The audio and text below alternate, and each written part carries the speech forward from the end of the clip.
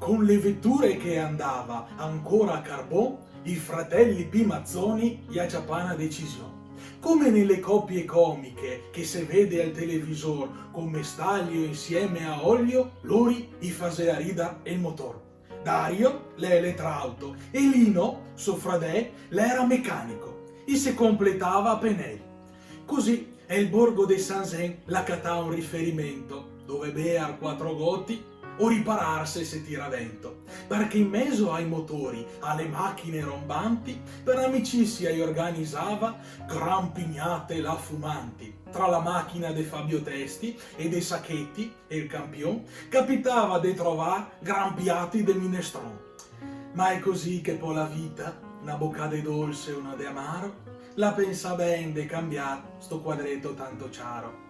Arrivai in officina e bocciassa de famiglia, con la sua passiommata e la faccia vispa e sveglia, e nel momento più difficile la ciapà la barca in mar.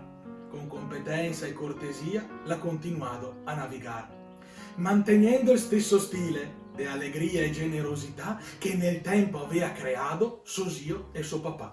È così che in un momento, tra lo sconforto e le speranze, la molali la bottega per aggiustare le ambulanze. A conferma che lì sotto, tra i tatuaggi e l'olio del motor, batte indisturbato un generoso e grande cor, la gente del quartier, con affetto senza pari, la nomina papà del gnocco, sbaraiando gli avversari.